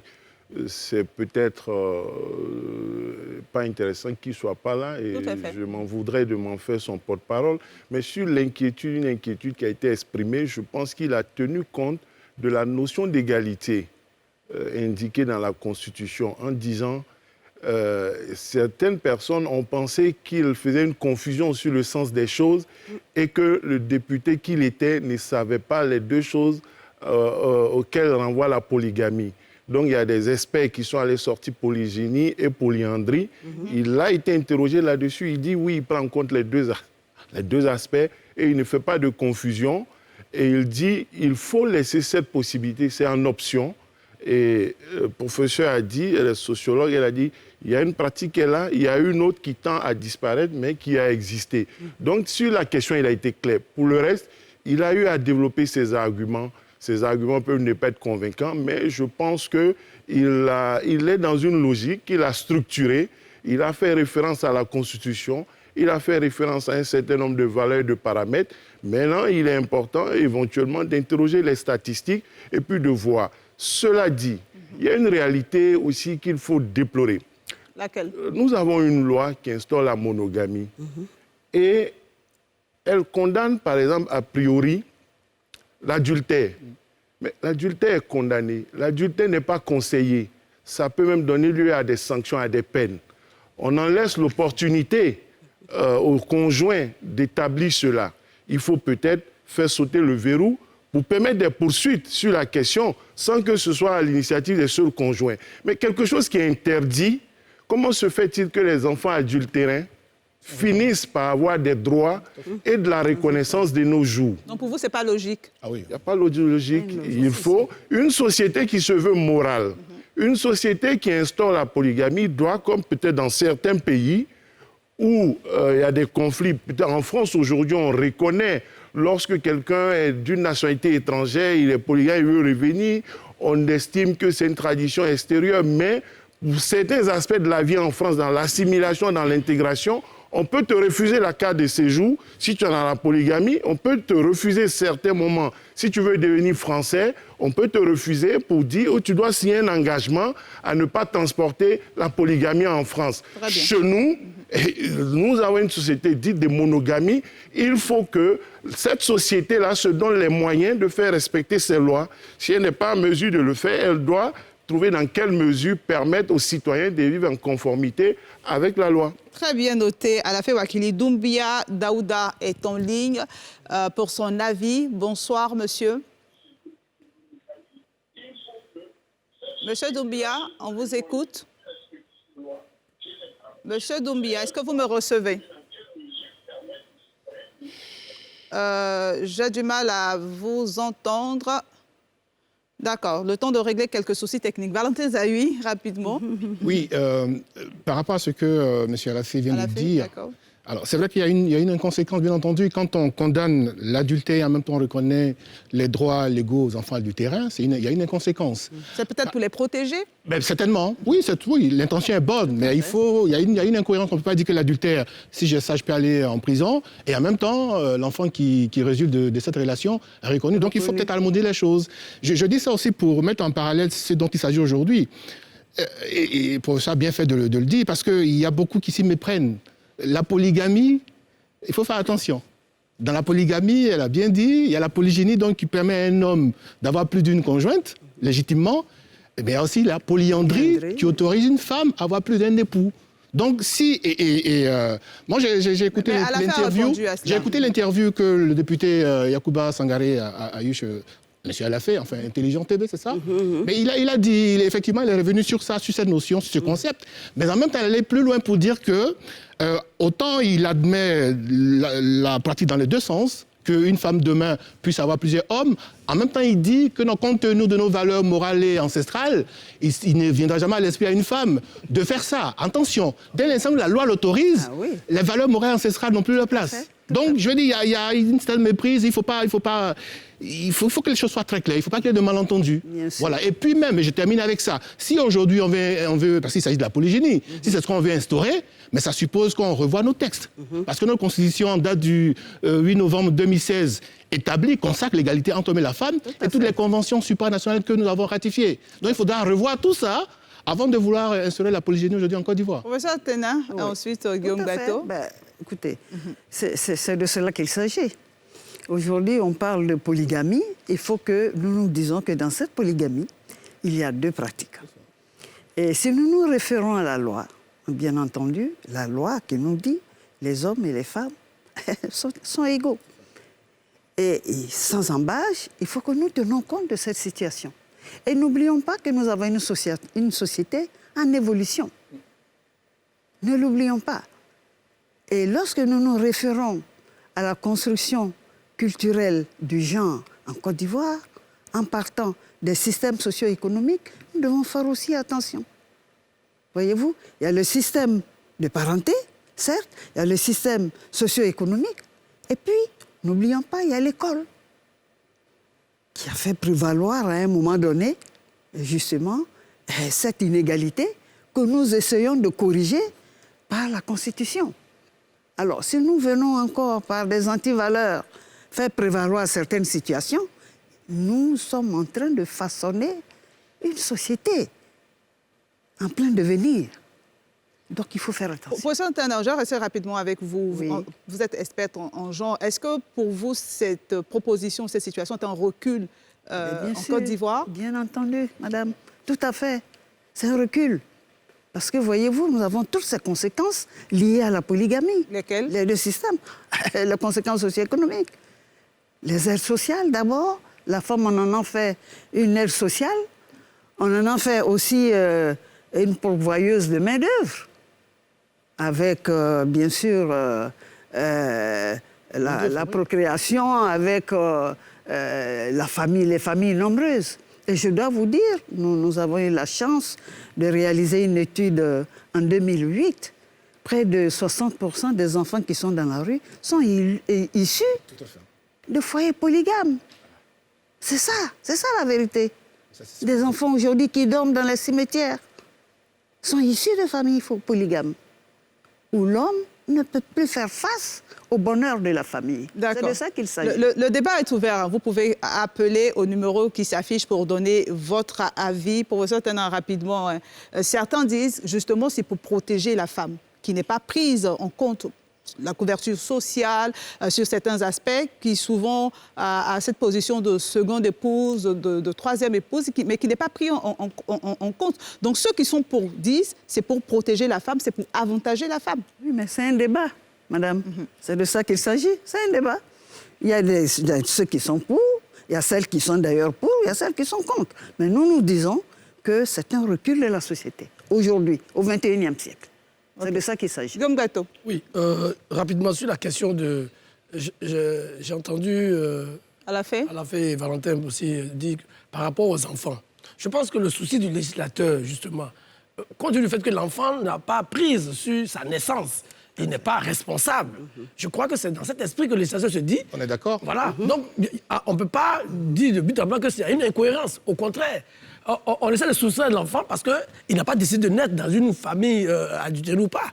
Et compte tenu du fait que parfois on met beaucoup de temps avant de régulariser cette situation. Donc moi je pense que la question de la protection de l'enfant a été une bonne initiative du législateur ivoirien. Okay. Ceci dit, et là où je suis d'accord avec le professeur Tena, c'est que nous avons beaucoup de problèmes. Nous avons beaucoup de problèmes en Côte d'Ivoire. Tout à fait. J'ai posé la question aux députés, j'ai dit, est-ce que c'était un argument de campagne? Quand vous étiez en campagne à Koumassi, vous aviez promis la polygamie à vos électrices. Bon, on en a rigolé. Mais je veux dire, nos parlementaires, nos concitoyens, nous avons tellement de défis modernes. Nous avons l'éducation, la santé, les questions de sécurité. Tout à l'heure, on parlait des questions du terrorisme, qui doivent mobiliser toute notre énergie. Vous voyez, on fait ce débat depuis pratiquement 2-3 mois. Ça nous occupe. Alors qu'on peut parler d'autres choses. Je pense que le député, peut-être, a le mérite de poser le débat, mais il faut que rapidement ce débat se fait parce que nous avons des priorités importantes. Et rapidement, je crains qu'on ouvre la boîte de Pandore. En voulant régler un problème, qu'on propose de fausses solutions, peut-être à de vrais problèmes. D'accord. On a un téléspectateur en ligne à qui je vais donner la parole rapidement. Bonsoir, monsieur. Vous êtes pour la polygamie, on vous écoute. Votre téléphone, je dis là. Oui. On vous écoute. Oui, bonsoir, madame.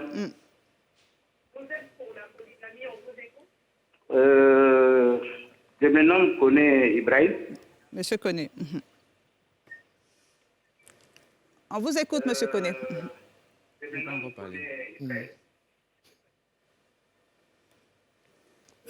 On a visiblement beaucoup de problèmes techniques aujourd'hui. Monsieur Koné Ibrahim, on vous écoute. Si vous me recevez, on vous écoute. On l'a perdu. D'accord. André Silva Conan. Oui, le député a dit très clairement à l'Intelligence TV, ma loi parle de polygamie. Elle n'a pas dit anti-polyandrie. Pour lui, c'est très clair. Un homme peut prendre plusieurs femmes, comme une femme peut prendre plusieurs hommes. Non, ça ne règle pas un problème de société, ça en crée. Tout à fait, tout à fait. Au moment où vous êtes en train de concevoir un projet avec une femme, vous êtes ensemble,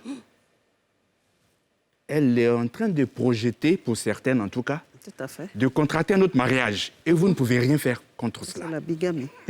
Ça va déstructurer, mais alors totalement notre société ivoirienne. Tout à fait, tout à fait. Non, on ne s'amuse pas avec ces choses.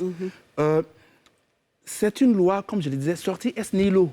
On a tellement de problèmes aujourd'hui. Monsieur le député pourrait peut-être s'intéresser à la légalisation du mariage traditionnel. Moi, je n'aurais rien contre. Mais voyez, quand vous prenez par exemple le Cameroun, qu'il a cité, c'est 13% qui sont concernés par ça. 13%. Quand vous prenez par exemple l'Égypte, la Jordanie, 8%. Voyez-vous, en Syrie, l'homme qui doit épouser une deuxième femme doit apporter la preuve de sa fortune. Tout à fait. C'est un engagement. Mais enfin, c'est plus sérieux que cela. Mais comme Gato l'a dit, en même temps, on n'a pas le test pour voir ce qui est prévu à l'intérieur. Mais justement, moi, je lui ai demandé le test, il ne m'a pas donné. Quand on cache la culture du secret, cache des agendas, ça veut dire que ce n'est pas clair. Voilà, enfin, une proposition qu'on a déposée, pourquoi on cache? C'est la culture du secret. Et donc, la culture du secret cache des agendas. Monsieur le député ne peut pas soutenir son postulat et c'est pourquoi il n'est pas là. Non, c'est pas pourquoi, c'est pas la raison de son absence. Il devait être là. Il devait être là. Il y a eu des raisons, selon lui, indépendantes de sa volonté. Oui. Rapidement, Valentin Zahu ensuite. Monsieur Diong Bato, en fait. Sur quel aspect? Oui, non, les enfants du terrain. On est tout à fait d'accord que c'est bon pour les enfants. Mais on dit en même temps, on condamne de l'adultère. Donc là, on parle de cette inconséquence à ce niveau-là. On ne peut pas dire que c'est pas bon, puis de l'autre côté, les résultats, on accepte. Mais sinon, c'est bon pour les enfants. Je suis d'accord avec vous. Le point, je pense que André vient d'en parler. Est-ce qu'on n'a pas d'autres priorités aujourd'hui? C'est ça. Est-ce que la société ivoirienne n'a pas d'autres priorités que de penser à légaliser en réalité la polygynie, parce qu'il s'agit de la domination sexuelle de l'homme sur la femme. Oui. En réalité, il faut juste s'assumer, en fait. Moi, j'ai écouté le député, l'aîné à la fée. Il a dit. Donc, est-ce que c'est vraiment ça la préoccupation des Ivoiriens? Alors, nous sommes en train de construire une société qui a déjà perdu des repères par rapport à tout ce qu'on a eu comme crise. Est-ce que ça vient régler les problèmes de ces sociétés? Moi, je n'ai pas le sentiment, d'un point de vue personnel, je n'ai pas le sentiment que c'est cette loi-là qui va aider la Côte d'Ivoire à avancer. C'est un sentiment qu'on note. À la fin, rapidement, je vais donner la parole à un téléspectateur. On a beaucoup d'appels ce soir. Monsieur Caboret, oui. Bonsoir, on vous écoute, en espérant qu'on pourra vous entendre. Madame. Votre avis sur la question? Oui, bon, moi je suis pour la polygamie. D'accord. Maintenant, c'est juste pour éclaircir un peu quelque chose là, par rapport à aujourd'hui aux enfants qui se trouvent beaucoup dans la rue. Apparemment, le constat que nous aussi on fait, nous la population qui sommes dehors, c'est qu'on constate bien que ces enfants-là sont conçus des femmes aujourd'hui qui ne sont pas dans les foyers. Beaucoup ne sont pas dans les foyers. Ce sont aujourd'hui nos sœurs, les jeunes filles qui font des enfants, qui se trouvent beaucoup dans la rue. Donc nous, on s'est dit quoi? Si ces femmes, ces jeunes filles, nos sœurs, elles ne veulent pas trouver ces hommes qui sont dans leur foyer, qui sont bien avec les femmes, si elles deviennent ces deuxièmes épouses de ces messieurs-là, comment ils les trouvent? Peut-être que ça peut les aider, ça va aider les enfants-là à se retrouver vraiment dans des foyers. Donc vraiment, moi je suis pour la polygamie, pour pouvoir aider ces enfants qui sont dans la rue, de retrouver vraiment un foyer et un père, vraiment pour pouvoir s'occuper d'eux. C'est marié pour ça. D'accord, on note bien votre avis et je pense qu'il répondra à professeur Ténin. À la fin, Wakili. Je pense que l'une des premières priorités d'un pays est de respecter les lois qu'il s'est données. Ils disent qu'il y a 12% de polygames illégaux, sans compter le nombre d'hommes ou de femmes qui ont des rapports pas uniques, des rapports hétéros, c'est-à-dire un homme qui a plusieurs relations, marié ou pas, ou une femme qui a plusieurs relations, mariée ou pas. Quand dans un pays, on n'est pas capable d'avoir une posture morale pour réprimer, pour livrer à la réprobation. Parce qu'il y a d'autres pays, ce n'est pas seulement les politiques. Hein. Ici, même les politiques s'en donnent à cœur joie. Depuis 1964, le président Houphouët-Boigny qui a instauré, la loi sur la polygamie, sur la monogamie, parce que c'était la modernité, le président Houphouët-Boigny fut monogame officiellement, mais on a la réalité qui est là. Après lui... C'était quoi cette réalité pour le besoin de compréhension des choses? Il y a eu Bintou Camara, il y a eu la paix, il y a eu des femmes dans la vie du président Houphouët-Boigny, avec tout le respect que l'on a pour lui. Nos acteurs politiques ont eu cette posture-là, avec des enfants adultérins, pour les uns et les autres. L'histoire est connue pour des anciennes autorités, premiers ministres, ministres ou autres. Donc un pays doit se donner les moyens pour faire respecter ses priorités. Si les priorités, c'est respecter la loi sur la monogamie, il ne suffit pas de venir sur des plateaux pour dire on est contre la polygamie. Il faut prendre des mesures pour sanctionner tous ceux qui ne respectent pas la loi sur la monogamie. C'est ça notre posture.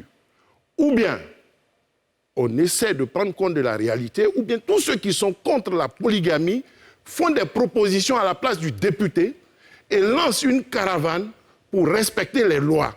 Et non dire qu'on veut tenir compte des enfants, faire ceci, faire cela. Et puis je tiens à préciser, ce n'est pas parce que des gens sont favorables à la loi sur l'homosexualité qu'ils sont eux-mêmes des homosexuels.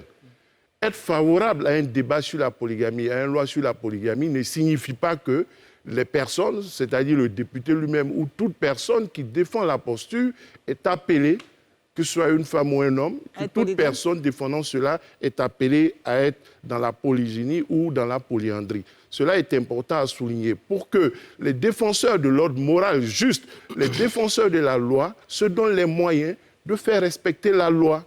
Et c'est le vrai combat. Quand on est contre la polygamie, l'on doit être dans la posture de rigueur et exiger que la loi sur la monogamie et aussi que la loi morale, qui est considérée comme la bonne morale, et une vie normale soit de mise dans la cité. On vous a bien compris à la fin. De la Côte d'Ivoire. On vous a bien compris à la fin. Je reviens sur le plateau. Je donne la parole à M. Diomondé.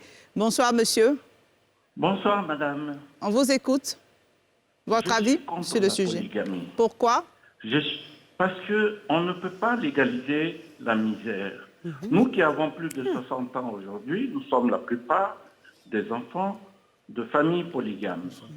La réalité aujourd'hui économique fait que nous ne pouvons pas légaliser quelque chose qui va dénaturer, qui va déstructurer notre société. Quand on se marie avec une femme pour la vie, on ne peut pas dire, signer un contrat, dire que je veux la polygamie en option. Est-ce que nous avons le droit de dire à la personne qu'on aime qui va être la femme qui va partager sa vie que je veux ajouter une option. La femme n'aime pas une voiture.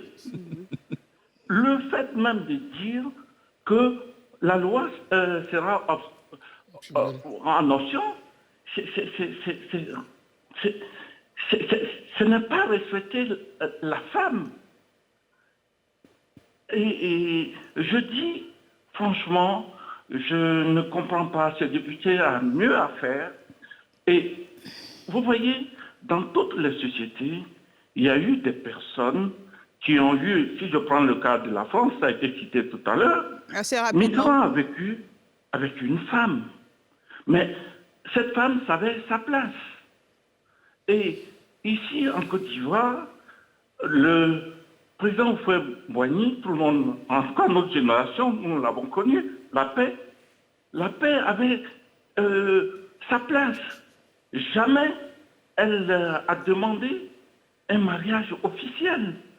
Et même la religion musulmane, je suis musulman. Je vais vous donner 5 secondes pour terminer. La religion musulmane dit, si on ne peut pas traiter les épouses de la même manière, bon, c'est pas la peine de le faire. Qu'est-ce que nous voyons aujourd'hui?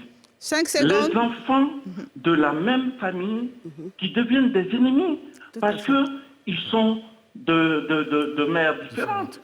C'est ce que nous voulons légaliser. Non, je suis contre la polygamie. D'accord, merci. Merci, M. Diomandé, pour votre avis. Et vous l'avez remarqué, les téléspectateurs également, que c'est un débat, on n'a pas invité de religieux, parce qu'on veut justement éviter que ce soit un débat religieux. La Côte d'Ivoire est un pays laïque. Pour ça, je vais vous donner la possibilité de répondre aux téléspectateurs qui a appelé avant, qui dit c'est justement pour éviter que ces enfants se retrouvent dans la rue. Vous avez dit on a beaucoup d'enfants dans la rue. Il dit c'est justement pour éviter que ces enfants se retrouvent dans la rue qu'on demande de légaliser la polygamie en donnant un foyer à ses mères, à ses enfants. Vous répondez quoi? Écoutez, ces enfants sont dans un environnement, nous l'avions dit ici sur le plateau.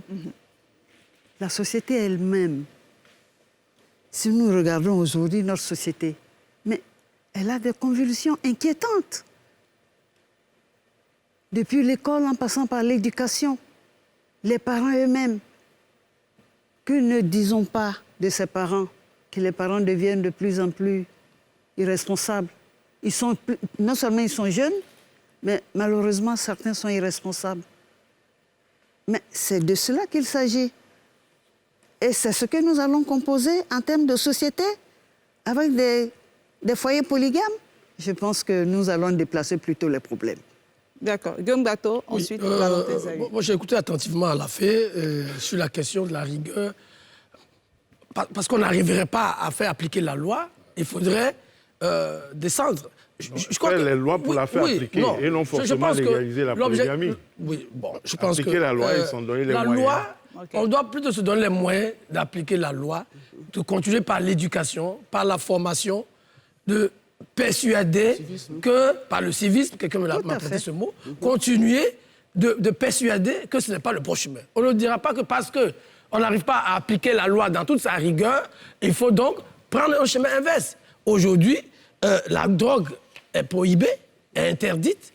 Malheureusement, il y a des gens qui se droguent. On ne dirait pas, comme on n'arrive pas à éradiquer la consommation de la drogue, bon, ben, il faut légaliser la drogue. Non, je crois que le problème que pose le député, je l'ai dit, c'est certainement... La drogue est légalisée aussi. Oui, souvent, bon, ailleurs. C'est tellement que... On est en Côte d'Ivoire et on parle de la Côte d'Ivoire. La préoccupation du député, je l'ai dit, c'est tellement qu'il pose un vrai problème.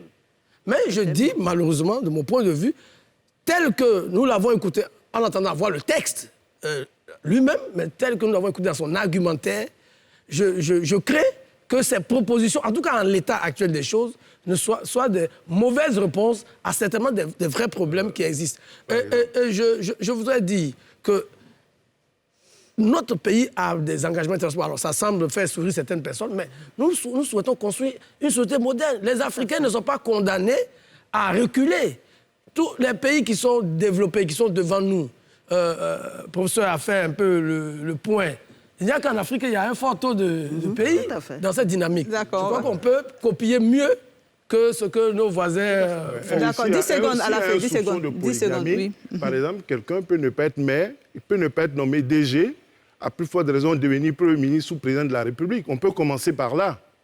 Il peut ne pas être nommé DG d'une société d'État, d'une société publique, s'il y a des soupçons de polygamie, ou s'il y a une réalité de polygamie, ça peut commencer par là. Oui, bien sûr. Le président nigérien, je crois, peut commencer par là. Oui, ça peut commencer par là. C'est pas parce que, justement, il y a des gens qui prennent la drogue qu'il faut légaliser la drogue. Justement, c'est pas parce qu'il y a la polygamie qu'il faut la légaliser. Dans ce cas, lorsqu'il y a des soupçons de polygamie, il faut prendre des mesures. Tu es au cadre, tu peux pas postuler à un certain nombre de responsabilités si tu n'as pas la capacité de respecter la loi de ton pays, si tu n'as pas la rigueur nécessaire pour mener une vie saine, selon la loi. D'accord. On peut commencer par là. Valentin Zawi. Oui, moi j'entends la préoccupation de M. Alafé, hein, mais je l'ai dit en entendant de mon propos, nous sommes une démocratie, nous avons déconstruit la démocratie. Et il faut jamais les politiques qui font avancer la démocratie, c'est la société civile. Donc si tant est qu'on est tous unanimes que dans ce pays, les lois, il y en a à profusion, mais après personne ne les respecte pas. Donc c'est à nous, effectivement, c'est un point qu'il faut entendre. Moi, je n'ai pas de problème avec ça. Mais pour autant, j'estime que là où nous sommes aujourd'hui, est-ce que la priorité des Ivoiriens, c'est la polygynie? Parce que c'est ça qu'il s'agit. Donc la question reste posée. Et j'aimerais, à votre permission, un deuxième point très rapidement.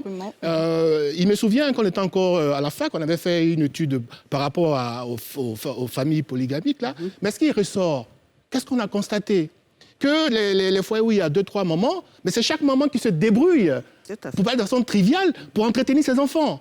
Ça, c'est-à-dire ça. Et le père, il est là, donc justement, c'est ça le problème. Mais en plus, écoutez, d'un point de vue psychologique, aimer une personne et la partager officiellement, mais c'est des drames, en fait. On ne s'en rend pas compte. D'accord, Valentin Zawi, justement, on a un téléspectateur en ligne qui, lui, est pour la polygamie, M. Bakayoko. Bonsoir. Monsieur Bakayoko, on vous écoute. Vous me recevez? Oui, je vous reçois. D'accord, on vous écoute. Bonsoir, madame. Bonsoir, madame. Bonsoir, monsieur Bakayoko. Bon, je voulais intervenir un peu pour la polygamie parce que moi, je suis pour. OK. J'ai deux questions à poser à ces messieurs qui sont assis sur le tableau, sur le plateau. Est-ce qu'il y a parmi ceux-là, ils peuvent jurer qu'eux n'ont pas de maîtresse? On dit pour éviter d'avoir des maîtresses, prenez la femme, mettez chez vous à la maison, légalisez les conditions de la femme. Vous dites non, la polygamie, ce n'est pas bon, c'est comme ci, c'est comme ça. Il n'y a pas quelqu'un parmi ceux-là qui n'ont pas de maîtresse. C'est ça la loi dit, on arrête. Au lieu de dire non, cet enfant n'est pas du mariage, on va envoyer l'affaire au tribunal. Non, mariez-les pour éviter les problèmes de demain. Maintenant, il y a un dernier intervenant qui vient d'intervenir pour dire non, que Mitterrand avec sa femme, c'est une chose. Mais ce qu'il oublie, il a oublié que Mitterrand avait un enfant hors mariage. Jusqu'à là, d'abord, on prenait même que c'était la maîtresse du Mitterrand. Après, ils ont su que c'était sa fille qui était hors mariage. Donc, la polygamie, ça n'a rien à voir avec ce qu'ils sont là dit. L'honorable qui a parlé de la polygamie, l'honorable a bien réfléchi chez lui à la maison avant de venir s'asseoir pour parler. Il sait qu'il va avoir un débat. Mais tout c'est pas. Puis, je vais vous dire quelque chose. La femme vieillit avant l'homme. Et le monsieur est là. Sa femme est vieille. Vous voulez qu'il fasse quoi? Comme la femme est vieille, il reste là comme ça. Il y a certains trucs qui est clair dedans. C'est vrai. D'autres parlent se battre sur l'islam. Non. Moi, je ne me parle pas sur l'islam. Moi, je me parle de la vie qu'on est en train de parler actuellement. D'accord. Vous avez 5 secondes pour terminer. Pardon? Vous avez 5 secondes pour terminer. 5 secondes pour terminer. Je vous attends, mais je vous D'accord. Terminez rapidement. OK. On a perdu M. Bakayoko. André Sylvain Conon. Oui. Bon, vous savez, sa dernière phrase confirme bien ce qu'on dit, à savoir que... Sa dernière phrase était laquelle, rapidement? Sur le fait que les femmes vieillissent plus rapidement. OK, d'accord. Ce qui reste vraiment à prouver, c'est pour entretenir des fantasmes d'hommes. Voilà. Et on ne prend pas des lois pour ça. Concernant justement la proposition faite à Alafé, je sais que le président nigérien Bazoum a dit chez lui, en tout cas, dès lors que vous êtes polygame, il vous sort de son gouvernement. Et il a développé, il développe ça, il dit l'une des causes de la pauvreté au Niger, c'est justement cela. Mais j'aimerais, puisqu'on le dit souvent, on dit la polygamie, c'est culturel, c'est tout cela, la nuit des temps, je suis d'accord. Mais en fait, les exemples qu'on a donnés ici, ça concerne des gens qui ont les moyens de le faire. Tout à fait. Dans toute l'histoire, c'est comme ça. Quand vous prenez donc s'ils ont les moyens de le faire, on y va les pour la polygamie, rois, c'est ce que vous êtes en train de dire? Non, je veux dire, les exemples que les gens prennent, ce n'est pas pour le commun des mortels. Il faut bien qu'on le sache. Et même dans le Coran, y compris dans la Bible, quand vous prenez l'exemple de Salomon et autres, oui, je sais que on veut justement éviter ce débat religieux. On n'a pas de religieux. On n'a pas de religieux sur le plateau, André Sylvain. C'est très clair. On va rester au niveau de la société. Oui, ce n'est pas une affaire où on donne la possibilité à tous les hommes, parce que la loi ne peut pas dire, OK, comme en Syrie, il faut apporter la preuve de sa richesse d'abord. La loi ne peut pas dire ça parce que ça va catégoriser les citoyens. Donc vous donnerez la possibilité à nous autres qui ne sommes pas riches, à tous ceux qui ont les moyens de le faire, de devenir polygames et vice-versa. Je vous assure, nous avons mieux à faire. Valentin Zahui. Alors, non, et on va vers la fin de l'émission. Juste un mot. Je veux dire, quand on veut mettre en place une loi, il y a bien ce qu'on appelle l'exposé des motifs, qui doit nous situer sur les raisons. Voilà. Et moi, je suis curieux de voir ça. Parce que ce qu'on entend, et ce qu'André vient de dire, il y a beaucoup de fantasmes, en fait. Parce qu'il nous arrive de visiter le Sénégal pour le travail, Niger, là où on peut se permettre d'avoir plusieurs femmes. Mais ce n'est pas pour autant que ces personnes-là qui ont plusieurs femmes n'ont plus de maîtresse. Hein. Donc, ce n'est même pas ça le sujet. Et donc, le monsieur est bien gentil, mais bon, après, il ne s'agit pas de personnaliser le débat. Ce n'est pas ça qui va régler le problème. Je pense qu'il faut qu'on soit, on est des hommes. Je pense que le problème des hommes, c'est de nous assumer. C'est d'avoir une vie ordonnée, ce qui n'est pas peut-être facile par rapport aux ressources des uns et des autres. C'est ça qu'il s'agit, d'avoir une vie sexuelle ordonnée. Parce autrement, on peut dans tous les sens et au nom des fantasmes. Non, il faut qu'on apprenne aussi à grandir, je pense. Hein. Oh, certainement. Oui. Écoutez, nous avons tout dit. Hein. Par rapport aux interventions extérieures, le oui, le contre, mais toujours est-il que nous souhaitons tous avoir une société forte. C'est de ça qu'il s'agit. Et une société forte se donne les moyens de pouvoir se construire et non de se déconstruire. C'est cela. Et en argumentant sur le pour de la polygamie, vous voyez que les arguments ne sont pas aussi forts. Et nous avons des fantasmes quand on dit que les femmes vieillissent avant les hommes. Écoutez, aujourd'hui, la science donne les moyens aussi aux femmes de se rajeunir autant que les hommes. C'est ça aussi. Et de toutes les façons, nous sommes tous d'accord qu'aujourd'hui, nous avons besoin d'une société valeureuse. D'accord, OK. Et ça, c'est important. Guillaume Bateau. Oui, je crois qu'on a fait le tour du débat. Tous les peuples du monde aspirent au bien-être, aspirent à évoluer. Et le professeur l'a dit, nous avons une société en construction. Nous sommes des sociétés qui sortent des sociétés traditionnelles, donc qui sont en mutation. C'est normal qu'il y ait des reliques de ce que nous avons connu, ce qu'ont connu nos ancêtres. Mais en même temps, malgré nos faiblesses, il faut tendre vers le meilleur. Et ce n'est pas en nous accrochant à notre passé ancestral que nous allons tendre vers le meilleur. Je pense qu'il y a beaucoup de défis aujourd'hui, des défis de la science, de la technologie. Il y a beaucoup de sujets qui doivent intéresser notre jeunesse. Il ne faut pas qu'on reste trop dans le retrouvailles par rapport à nos tares. Nos tares sont réelles, elles doivent être combattues, elles doivent être améliorées. Donnons-nous l'élan nécessaire pour aller de l'avant et non chercher à rattraper ce que nos ancêtres ont fait. Moi, je pense que le député, il est bien gentil, il a mis ce débat sur la table. Il faut peut-être que le texte soit publié et que le débat continue. Mais au final, je pense que ce ne serait pas une très très bonne solution. Déjà qu'il faut s'entendre sur les termes, les terminologies. Bien noté, Gombato. Alafi Wakili. Il faut dire effectivement qu'il y a des arguments qui ne sont pas du tout pertinents parmi ceux qui défendent la polygamie. Ça, il faut le relever. Parmi les interventions, certains arguments ont été donnés, ils ne sont pas pertinents. Deux, il faut aussi noter que la polygamie n'est pas uniquement pour riches. Il y a des gens dans les villages de nos jours, ou même en ville, qui ne sont pas fortunés, qui sont dans la polygamie traditionnelle et classique, ça existe. Et dernier point que je voudrais soulever, dire qu'il ne s'agit pas de dire que nous avons d'autres priorités, mais de se donner les moyens de faire valoir les bonnes priorités. Et il ne s'agit pas de faire la police des mœurs ou une brigade des mœurs, mais il s'agit éventuellement de ne pas dire on ne veut pas la légalisation, mais on accepte.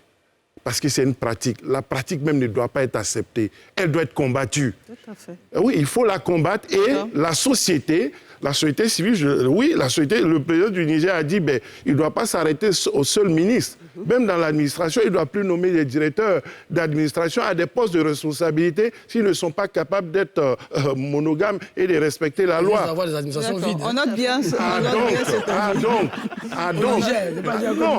non, il faut commencer ici. On dit qu'il n'y a que 12%, mais il faut commencer ici. Il faut une société exemplaire. Il faut une société exemplaire si c'est ce que l'on veut. Si nous avons nos priorités, il faut qu'on se donne les moyens d'aller dans cette priorité-là. Merci bien, si tant est vrai que les enfants de la rue sont issus des foyers de polygamie, il faut arrêter qu'on soit en danger. Il faut arrêter que les enfants de la rue viennent faire du désordre. Il faut mettre fin à cette situation en prenant les mesures qu'il faut. Il faut sortir de l'hypocrisie qu'il y a dans cette affaire. D'accord, merci bien. À la fin, nous sommes au terme de cette émission. On a tellement débordé, je ne sais pas si on pourra faire les cartons de la semaine. Voilà, on ne pourra pas faire les cartons de la semaine. Voilà, on a tellement débordé, le débat était intéressant. Député Yacouba Sangaré, on vous a attendu, on a compté sur votre présence ce soir à l'émission. Vous n'êtes pas venu, NCI reste une chaîne ouverte, donc l'antenne, le plateau vous est ouvert pour venir expliquer cette loi aux téléspectateurs. Nous sommes donc au terme de cette émission NCI 360. Merci de votre fidélité. Demain, vous serez avec Pierre Appro pour NCI News. Prenez soin de vous et à dimanche prochain. J'avais mon carton rouge. Ouais, rajouter des couteaux.